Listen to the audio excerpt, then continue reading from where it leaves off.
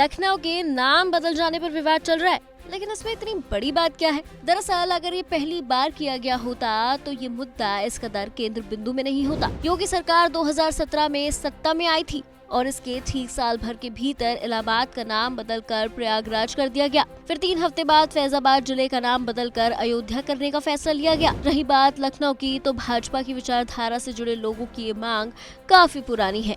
अब पार्टी के सांसदों ने इसे नए सिरे से हवा दी है, इसीलिए पूछा जा रहा है कि क्या अगली बारी लखनऊ की है। 2018 में योगी सरकार ने पहले इलाहाबाद का नाम प्रयागराज किया, फिर फैजाबाद जिले का नाम अयोध्या, और अब 5 साल बाद ये चर्चा चल पड़ी है कि क्या लखनऊ का नाम लक्ष्मण के नाम पर रखा जाएगा।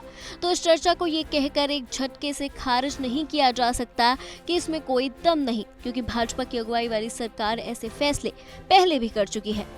यदि एक बार ये शुरू होगा तो हर समाज, हर वर्ग, हर धर्म, हर क्षेत्र के लोग अपने अपने हिसाब से जिनको महापुरुष मानते हैं या जिनको अपने समाज का, अपने क्षेत्र का नायक मानते हैं, उनके नाम से शहरों के नाम बदलने की मांग उठेंगी। ये वो लोग हैं जो भगवान राम को धोखा देते हैं, जनता को धोखा देते हैं। लोकतंत्र में जनता जनार्दन होती है, लेकिन ये ना भगवान को छोड़ रहे हैं, ना जनता को छोड़ रहे हैं, ना किसानों को, ना नौजवानों को।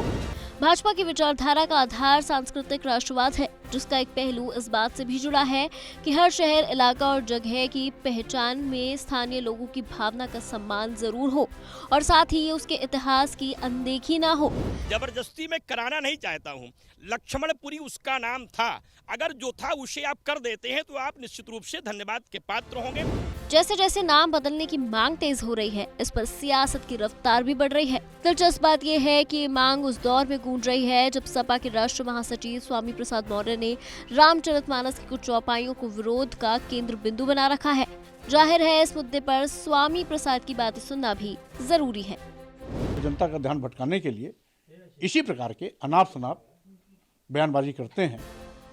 राजनीति को करीब से समझने वाले विश्लेषकों की राय की माने तो ये 2024 के चुनावी मुद्दों के लिए एजेंडा तय करने का मौका है और इस रेस में हर दल की कोशिश इमोशनल कार्ड चलने की है, अपने अपने वोट बैंक को साधने की है। अगर देखा जाए तो इसमें कोई बुराई भी नहीं है, क्योंकि ये हमारे गौरव से नहीं जुड़ती। अगर गौरव से कोई चीज जुड़ रही हो हमारे देश के। सवाल है कि क्या जैसे जैसे अयोध्या में भव्य राम मंदिर के उद्घाटन की जनवरी 2024 वाली तारीख करीब आएगी, यूपी की राजनीति में राम के साथ ही लखन का नाम भी चर्चा के केंद्र बिंदु में रहने वाला है।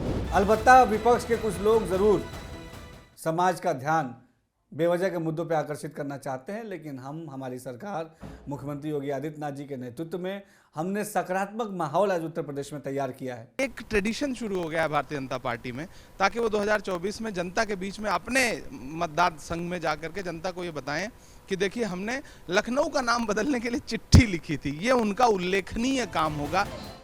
हालांकि इस मुद्दे पर हर पक्ष के अपने अपने तर्क हैं। जहां गाजीपुर का नाम बदलने को लेकर ओम प्रकाश राजभर जैसे नेताओं ने अपना रुख को पूरी तरह सही बताया है, तो वहीं उनकी नियत पर सपा के अध्यक्ष सवाल खड़े कर रहे हैं। अखिलेश यादव खुलकर कह रहे हैं कि राजभर भाजपा के इशारों पर काम कर रहे हैं, इसलिए ऐसे मुद्दे उठा रहे हैं। चल सन्यासी मंदिर में तुम्हारा कुछ हमारा कुछ बजेगा दोनों का, क्योंकि हम गाने में तेज नहीं है, उतना गाना वाना नहीं गा सकते, लेकिन सुना है उसमें दूसरी लाइन ये कि कंगना बजेगा शायद। बताओ, रात में कंगना बजा रहे हैं दूसरी ताल में जाकर के। नौजवानों से पूछेंगे तो वो तो बता देंगे जब से हम लोग शुरू किए हैं भारतीय समाज पार्टी बना करके, तो अब महाराजा सुहेल देव जी कहाँ पैदा हुए, किससे लड़ाई हुई, कब लड़ाई हुई, तो ये जिले का नाम बनने के बाद तो उनकी जीवनी आने लगी। सियासत का चलन है कि चुनावी युद्ध में साम दाम सबका इस्तेमाल होता है, लेकिन इस बार नाम की बारी है और इस नाम का वास्ता उस राम राज्य से है जिसे योगी सरकार अपना सबसे बड़ा मकसद बताती है। सवाल ये भी है कि लखनऊ और गाजीपुर के नाम बदलने की मांग का सिलसिला आखिर कहां तक पहुंचेगा और इसके दायरे में कितने शहर आएंगे। साफ है कि नाम बदल सियासत में अभी कई नए अध्याय जुड़ने वाले हैं। अब आगे क्या होता है देखने वाली बात है।